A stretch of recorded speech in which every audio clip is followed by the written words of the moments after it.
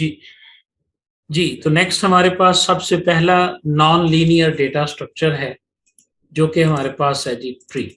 ठीक है जी। इसके अंदर भी हमारे पास नोड्स होती हैं जिनको हमने एजेस के साथ जो है वो कनेक्टेड किया होता है, और नंबर ऑफ एप्लीकेशंस हैं इसकी जो लीनियर और नॉन लीनियर के साथ, सॉरी, नॉन लीनियर के तौर पे इस्तेमाल होती हैं। हमारे पास ट्री जो है नॉन लीनियर डेटा स्ट्रक्चर है। नॉन लीनियर डेटा स्ट्रक्चर्स के बारे में हमने पढ़ा था कि ये एफिशिएंट होते हैं, मेमोरी यूज भी इनका अच्छा होता है। आप देखें जी, ये एक फैमिली ट्री बना हुआ है और ये इस स्ट्रक्चर के अलावा किसी और स्ट्रक्चर में अच्छा नहीं लगता। यानी हायरार्की इसके अंदर है, और इस हायरार्की को शो करने का सबसे बेहतरीन तरीका यही है कि आप उसको इस स्ट्रक्चर के अंदर जो है ना वो जाहिर करें। तो इसलिए ये ट्री डेटा स्ट्रक्चर जो है, और इसके बाद हम पढ़ेंगे ग्राफ, तो वो भी हमारे पास आएगा जी। ठीक है जी। तो पहला ट्री जो है ये हमारे पास है बाइनरी ट्री। बाइनरी ट्री जो है ये एक, हाँ जी, वेरी गुड। इस तरह जी, जिन लोगों ने पहले टेस्ट दिया हुआ है, कुछ चीज आती है तो वो बता दिया करें ताकि लोगों का हौसला बढ़े, जो नए लोग हैं, कि वाकया ही हम जो करवा रहे हैं उसमें से वो रेलेवेंट चीज़ें ही हैं, कोई रेलेवेंट चीज़ें नहीं है। बाइनरी ट्री जो है ये स्पेशल डेटा स्ट्रक्चर है जी, और डाटा स्टोरेज के लिए हम इसे यूज़ करते हैं। इसके लिए बाइनरी ट्री के अंदर एक स्पेशल कंडीशन होती है, और वो क्या है कि हर नोड जो होती है उसके मैक्सिमम 2 चिल्ड्रन हो सकते हैं। ठीक है जी, हर नोड के 2 चिल्ड्रन हो सकते हैं। प्लीज जी अब ध्यान से सुनना है जी, क्वेश्चन अब आपने उस वक्त करना है जब मैं कहूंगा, कोशिश करूंगा। मैथमेटिकल डेफिनेशन अगर हम इसकी करें तो क्या है जी कि बाइनरी ट्री जो है ये एक फाइनाइट सेट ऑफ एलिमेंट्स है। यानी क्या है, फाइनाइट सेट ऑफ एलिमेंट्स है। इसमें एलिमेंट्स की तादाद जो होगी वो फाइनाइट होगी, इनफिनिट नहीं होगी। या ये एक एम्प्टी सेट भी हो सकता है, एक ऐसा ट्री जिसके अंदर कोई एलिमेंट शामिल नहीं है। अगर हम इसको पार्टीशन करेंगे तो 3 डिसजॉइंट सेट हमें मिले, यानी ऐसे 3 सेट मिले जिनके अंदर कोई वैल्यू भी कॉमन ना हो, वो डिसजॉइंट हो। उन तीनों का अगर हम इंटरसेक्शन लें तो हमें 5 सेट मिलना चाहिए। समझ आ रही है? डिसजॉइंट सेट्स क्या होते हैं? डिसजॉइंट सेट्स वो होते हैं ऐसे सेट्स जिनकी इंटरेक्शन लें तो हमें 5 यानी खाली सेट मिले, तो ऐसे सेट्स को हम डिसजॉइंट सेट कहते हैं। और ओवरलैप क्या होते हैं कि ऐसे सेट्स के जिनको जब हम जिनके ऊपर इंटरसेक्शन का ऑपरेशन परफॉर्म करें तो हमें नॉट 5 सबसेट मिले, तो वो ओवरलैप होते हैं। ठीक है जी। तो यानी ये 2 डेफिनेशन, 2 हवाले से इसकी डेफिनेशन आपके पास आ गई। वो 3 सबसेट कौन कौन से होंगे? फर्स्ट सबसेट में एक ही एलिमेंट होगा जो कि उसका रूट एलिमेंट होगा। ठीक है जी। दूसरे 2 सबसेट जो होंगे उनमें एक में आपके पास कंप्लीट बाइनरी ट्री होगा जो कि लेफ्ट पर मुश्तमिल होगा, और दूसरे के ऊपर राइट सब ट्री होगा जो कि राइट के ऊपर मुश्तमिल होगा। ये है बाइनरी ट्री की डेफिनेशन। एक ऐसा ट्री जिसके अंदर मैक्सिमम 2 चिल्ड्रन हो सकते हैं, और मैथमेटिकली जब हम उसे डिवाइड करें तो हमारे पास 3 सबसेट बनने चाहिए। एक उसकी रूट नोड का हो, दूसरे में पूरे का पूरा लेफ्ट सब ट्री हो, तीसरे में पूरे का पूरा राइट सब ट्री भी हो सकता है। लेकिन चूंकि हमने ये बात की है कि it could be an empty, सो ये बात भी आपने जहन में रखी है। यहाँ पे लफ्ज मैक्सिमम है, नॉट मिनिमम है। अगर मिनिमम हो तो जो है वो बाइनरी ट्री की डेफिनेशन बदल जाती है, ये लफ्ज जहन में रखिएगा। मैक्सिमम 2 चिल्ड्रन हो सकते हैं, तो उसका मतलब है मिनिमम क्या है कि उसके अंदर जो है वो 1 भी हो सकता है और 0 भी हो सकते हैं। ये बाइनरी ट्री की डेफिनेशन है। अक्सर मुगालता जो हमें लगता है वो ये लगता है कि बाइनरी ट्री में 2 चिल्ड्रन होते हैं, तो 2 नहीं भाई, मैक्सिमम 2 होते हैं। ये बात ध्यान में रखिए। ये आपके पास एक बाइनरी ट्री बना हुआ है। आप देखें रूट नोड ए है, और उसके लेफ्ट पे भी एक पूरा बाइनरी ट्री मौजूद है, राइट पे भी एक बाइनरी ट्री मौजूद है। आप देखें जरा, इसके अंदर ये बी, अगर इसको आप रूट समझें तो इसके भी मैक्सिमम 2 चाइल्ड हैं, और अगर आप इसको रूट समझें तो इसका एक ही चाइल्ड है जो कि लेफ्ट पे है, तो ये एक बाइनरी ट्री है। इधर आ जाएं सी को, तो सी के अंदर भी एक राइट चाइल्ड जो है ना वो मौजूद है जी। ये सबसे पहले बात हो चुकी है जी कि ट्री जो है वो एक नॉन लीनियर डेटा स्ट्रक्चर है जी, ठीक है। तो ये आपके पास इस तरह का मौजूद होगा। यहाँ पर एक बात आ रही थी चिल्ड्रन की, नोड की, तो उसको जरा समझें सबसे पहले, ठीक है।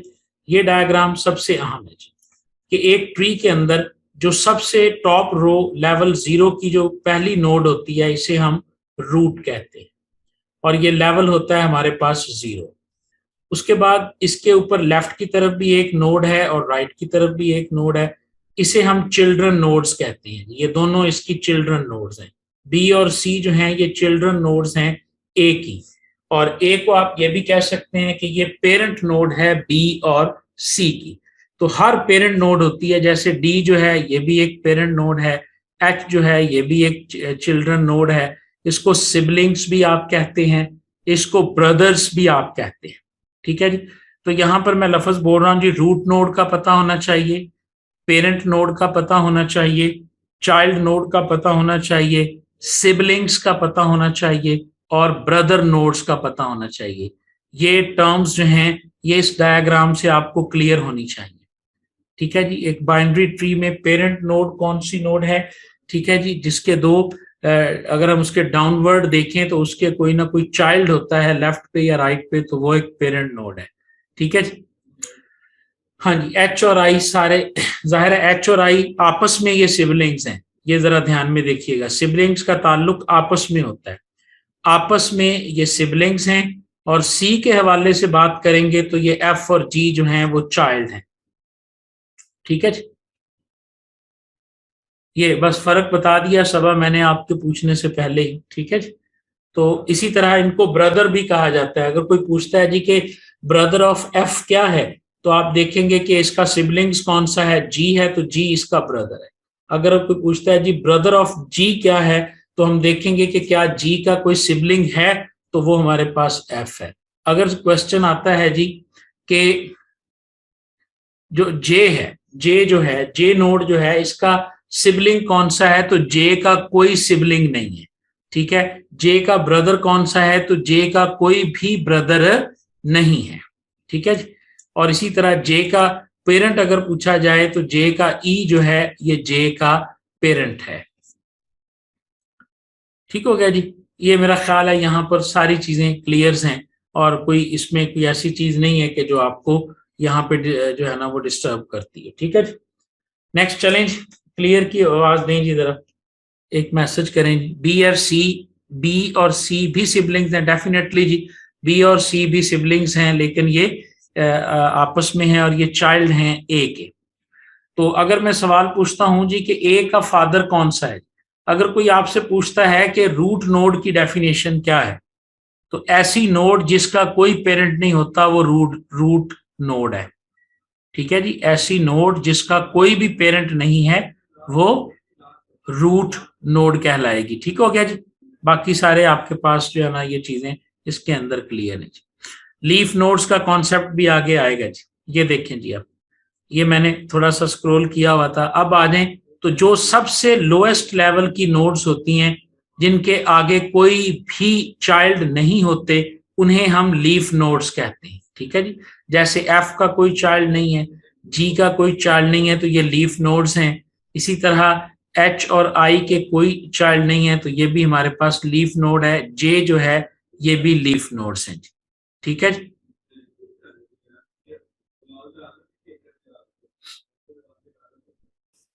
ओके जी, ठीक है जी। लास्ट टाइम स्ट्रक्चर से मोस्टली क्वेश्चंस आए और मुझे सिर्फ डेटा स्ट्रक्चर ही तैयारी थी। ओके जी, चलें जी, अब बाकी चीजों को भी तैयार कर लें आप। और सब ट्री हमारे पास आ गया जी। जब आप एक पेरेंट और चाइल्ड नोड को कंप्लीटली आप एक ले लेते हैं तो ये आपके पास एक मुकम्मल सब ट्री होता है, ठीक है ना। जैसे एक सब ट्री आपके पास ये हो सकता है और एक सब ट्री आपके पास ये भी हो सकता है। अगर हम इसको ले लें तो ये भी एक सब ट्री होगा, और इसी तरह ये जो है ये भी हमारे पास एक सब ट्री हो सकता है, और ये भी एक जो है वो सब ट्री हो सकता है, ठीक है जी। तो child node, parent node, leaf nodes, root nodes और लेवल्स जो हैं वो हमारे पास सारी चीजें, लेवल्स जो हैं ये डेप्थ ऑफ द ग्राफ को शो करते हैं कि ग्राफ जो है वो किस लेवल तक जो है ना वो जो है ना वो डेप्थ में जा सकता है, कहाँ तक जाता है। अच्छा जी, उसके बाद आ गया जी कि आपके पास अगर हम इसको मैथमेटिकली डिफाइन करें तो मैथमेटिकली ये किस तरह से डिफाइन होगा। तो मैथमेटिकली मैं यहाँ पे डिफाइन करने जा रहा हूँ जी इसको, आप जरा देख लें जी ये मैथमेटिकली डिफाइन कैसे होगा। पहला सेट मेरे पास होगा जी जिसके अंदर मैं रूट नोड को डालूंगा ए, ठीक है जी। दूसरा मेरे पास सेट होगा जिसके अंदर मैं बी, डी, ई, उसके बाद एच, आई और जे को लिख दूंगा जी, ठीक है जी। तीसरा मेरे पास जो सेट होगा उसके अंदर मैं राइट सब ट्री में चला जाऊंगा और उसके बाद मैं लिख दूंगा जी कि मेरे पास है सी है, ठीक है जी, और उसके बाद एफ है और उसके बाद मेरे पास जी है। तो ये मेरे 3 सबसेट बन गए हैं जी। एक तो आपका नाम नहीं मुझे पता, आईएसजी साहब के आईएसजी साहब हैं कि साहिबा हैं।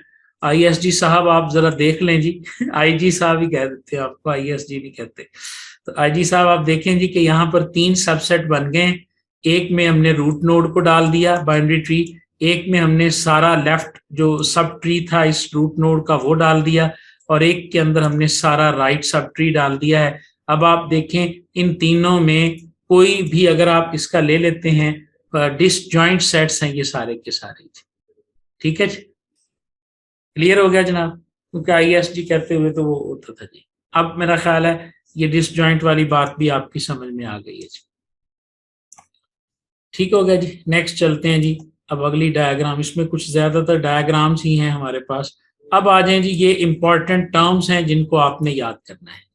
वो इंपॉर्टेंट टर्म्स कौन कौन सी। नंबर 1 पाथ जी। पाथ क्या होता है कि sequence of nodes along the edges of a tree. जिस तरह हमने ये ऊपर वाली मिसाल देखी है, आपसे कोई पूछता है जी कि आप एफ का पाथ क्या है, तो आप बताओगे जी कि रूट नोड से लेकर एफ तक जितने भी आपके पास नोड्स आते हैं वो उसका पाथ कहलाएंगे। रूट नोड क्या है जी, the node at the top, और ये हमारे पास रूट नोड कहलाएगी, ठीक है जी। और हर ट्री जो होता है उसके अंदर एटलीस्ट वन जो है, ओनली वन जो है वो रूट नोड होती है जी, एक से ज्यादा नहीं होती, और एक ही पाथ होता है उस नोड तक पहुंचने का जी।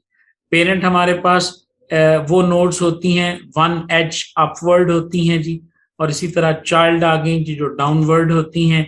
लीफ नोड्स आ गई जिनके कोई चाइल्ड नहीं है। सब ट्री जो है ये पूरे डिसेंडेंट ऑफ द नोड को जो है ना वो रिप्रेजेंट कर रहा होता है जी, कि पूरी डिसेंडेंट्स ऑफ नोड जो हैं वो हमारे पास क्या है, ठीक है जी। इसी तरह विजिटिंग हमारे पास आ गया जी, कि वैल्यू ऑफ द नोड को जब आप चेक करते हैं तो इस प्रोसेस को हम कहते हैं कि हम विजिट कर रहे हैं। ट्रैवर्स का मतलब ये होता है कि जब आप एक किसी स्पेसिफिक ऑर्डर के जरिए आप तमाम वैल्यूज को रीड कर रहे होते हैं, नोड्स को रीड कर रहे होते हैं। एक स्पेसिफिक ऑर्डर के अंदर 3 ऑर्डर हम आगे पढ़ेंगे, इन ऑर्डर, और मेरा ख्याल है इन ऑर्डर होगा, प्री ऑर्डर होगा और पोस्ट ऑर्डर होगा, ठीक है। तो वो हमारे पास जो है ना वो ऑप्शन सारे के सारे इसके अंदर आ जाएंगे। ये सारा ही हाईलाइटेड है जी, इसमें से किसी चीज को भी आपने नहीं छोड़ना, सारी चीजें ही आपने इसको देखनी है, ठीक है जी।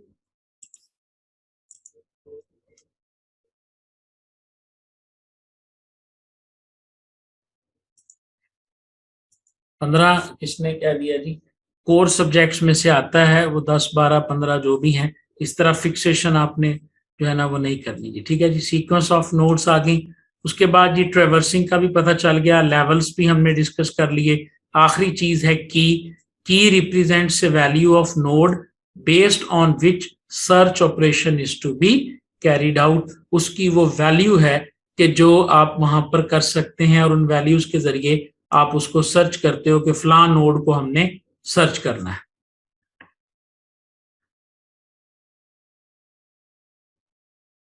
थैंक यू जी, थैंक यू जी। नेक्स्ट क्लियर हो गया जी, ये यहां तक क्लियर है, ये टर्म्स भी क्लियर हो गई और ये आपके पास टर्मिनोलॉजीज भी सारी क्लियर हैं जी, ठीक है जी। नेक्स्ट आ जाए जी। अब लेवल्स हमने पढ़ लिए, रूट का लेवल 0 होता है और उसके बाद सारे लेवल्स जो हैं वो आगे से आगे फादर तक, और उस वक्त तक हमने लेवल्स को देखना है जब तक हम लीफ नोड के ऊपर नहीं पहुंच सकते। की से मुराद वो वैल्यूज, जैसे यहाँ पर ये एच की है, आई की है, जे की है, ई की है, ठीक है ना, यानी वो वैल्यू उस नोड के अंदर, ये नोड तो आपके पास देखो ना, ये नोड है, ये तो रिप्रेजेंट किया हुआ है ना ए के साथ, ये नोड पूरा ऑब्जेक्ट भी हो सकता है, ये नोड जो है ये पूरे का पूरा एक ऑब्जेक्ट भी हो सकता है, ठीक है ना। तो इसलिए जो नोड के अंदर वो वैल्यू जिसके जरिए हम नोड को तलाश करते हैं वो हमारे पास की कहलाती है। एक ऐसी वैल्यू होती है नोड की जिसकी बुनियाद पे हम उस नोड को तलाश कर सकते हैं, ठीक है ना। अगर आपने मिसाल के तौर पे, मैं मिसाल देता हूँ, आपने एक ट्री जनरेट किया है जिसमें आपने स्टूडेंट और उसके कोर्सेज को जो है ना वो डाला हुआ है, ठीक है। मैं बड़ी एडवांस लेवल की मिसालें देता हूँ क्योंकि ये सारी चीजें मैंने की हुई हैं कोडिंग में, तो इसलिए फिर वो वही चीजें सारी ज़हन में होती हैं। आपने एक स्टूडेंट और उसने जो जो कोर्स लिए हुए हैं उन सब का एक ट्री बनाया हुआ है, ठीक है।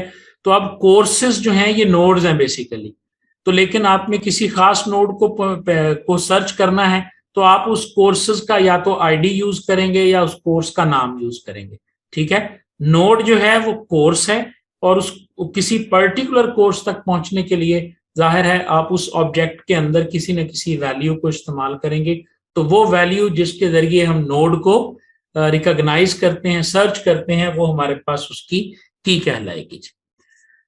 ठीक है जी, लेवल्स भी हमारे क्लियर हो गए जी।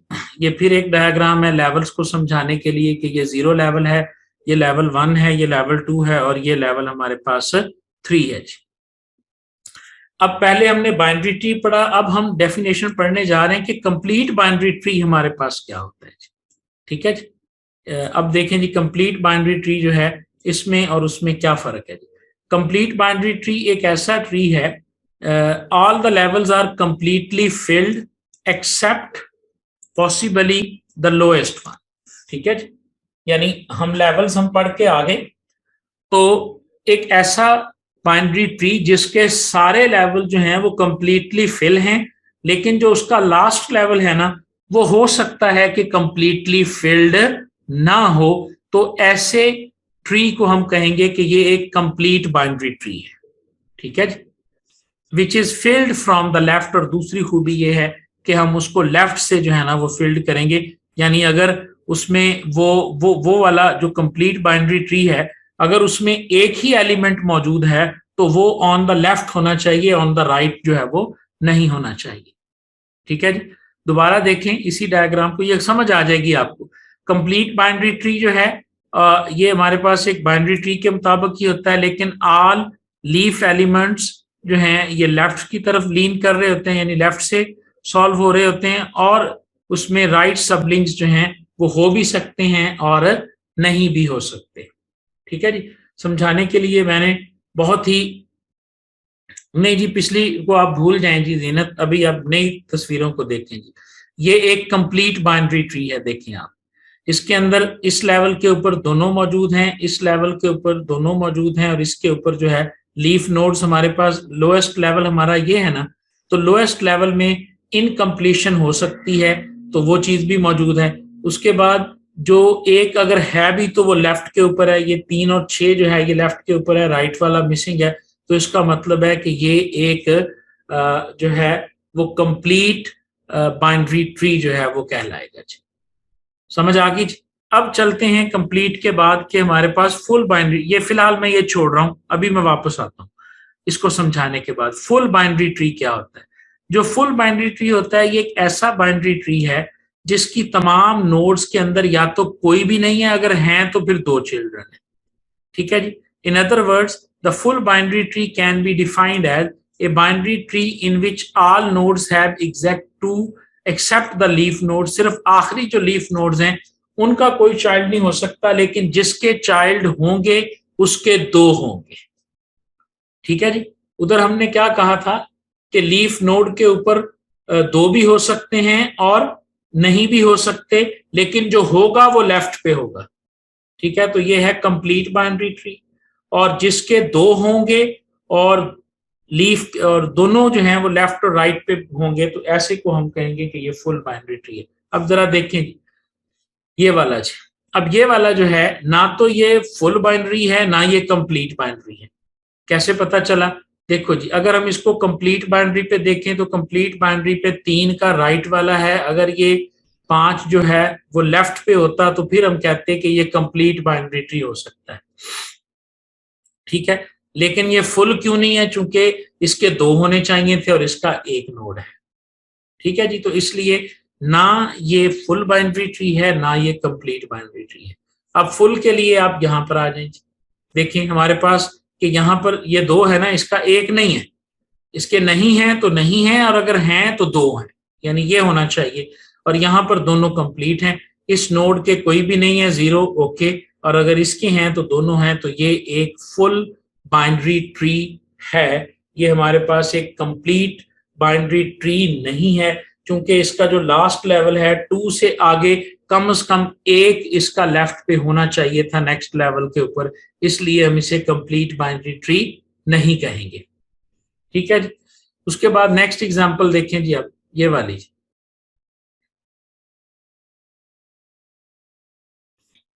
ठीक हो गया जी। अब नेक्स्ट देखें जी कि हमारे पास आ गया ये फुल बाइनरी ट्री। अब देखें ये अब फुल नहीं है, क्योंकि फुल के लिए इस 3 का 1 नोड होना जरूरी था, कोई या तो 0 हो या 2 हो, तो ये फुल नहीं है। लेकिन अगर लास्ट लेवल पे 1 भी है और वो लेफ्ट पे है तो ये एक कंप्लीट बाइनरी ट्री है। और ये एक ऐसा ट्री है कि जो कंप्लीट बाइनरी ट्री भी है और फुल बाइनरी ट्री भी जो है ना उसके तौर पे भी यूज हो सकता है। तो ये डिफरेंस तो पहले आपने ये समझ लिया, बाइनरी ट्री क्या है, कंप्लीट बाइनरी ट्री क्या है, और फुल बाइनरी ट्री जो है वो हमारे पास क्या है, ठीक है। अब हम वापस आते हैं और देखते हैं जी कि जो बाइनरी ट्री होते हैं 3 गलत हैं, गलत नहीं है, वो गलत नहीं है बाबा जी, सॉरी, गलत नहीं है बेटा जी। ये मतलब ये है कि ये बाइनरी फुल बाइनरी है या कंप्लीट बाइनरी है, तो ना ये फुल बाइनरी है ना ये कंप्लीट बाइनरी है, क्योंकि दोनों की शराइत के ऊपर ये पूरे नहीं उतरते। यहां पर अगर हम देखें तो ये फुल बाइनरी है लेकिन ये कंप्लीट बाइनरी नहीं है। 2 चीजों को समझाने के लिए 4 पॉसिबिलिटीज हो सकती है ना, दो दो चीजों का अगर कॉन्सेप्ट क्लियर करना हो तो वो 4 पॉसिबल कॉम्बिनेशन हो सकते हैं। तो चारों पॉसिबल कॉम्बिनेशन मैंने यहां पर बना के दिखा दिए ताकि आपको फुल समझ इसकी आ जाए कंप्लीटली, ठीक है। अब हम बात करते हैं इसके ऑपरेशंस की। तो बाइनरी ट्री का एक ऑपरेशन होता है लेफ्ट ऑफ पी, जो कि लेफ्ट सब ट्री का पॉइंटर रिटर्न करता है। राइट ऑफ पी, जो पी नोड आप बताते हैं उसका पूरे का पूरा राइट सब ट्री ये आपको बताता है। आपने पेरेंट पी कहा तो जो पी नोड है उसका पेरेंट नोड के बारे में ये आपको बताएगा। ब्रदर पी कहेंगे तो ये उस पी नोड के सिबलिंग्स में अगर उसका ब्रदर है तो वो रिटर्न करेगा। और इन्फो का अगर हम फंक्शन लगाएंगे तो ये पी के जो कंटेंट है जिसको अभी हम की कह के आए तो ये उसके कंटेंट जो है वो हमें रिट्रीव करेगा। तो ये हमारे पास फंक्शंस हैं थर्ड वाले का। हाँ जी, थर्ड वाले का कंप्लीट कैसे हुआ, कंप्लीट की शर्त ये होती है कि उसके अंदर अगर चाइल्ड 1 हो सकता है और वो 1 जो होगा वो लेफ्ट पे होगा, तो इसलिए ये कंप्लीट बाइनरी ट्री है, ठीक है जी। 1 होगा तो लेफ्ट पे होगा, अगर ये 6 राइट पे होता तो ये कंप्लीट बाइनरी ट्री भी नहीं होता।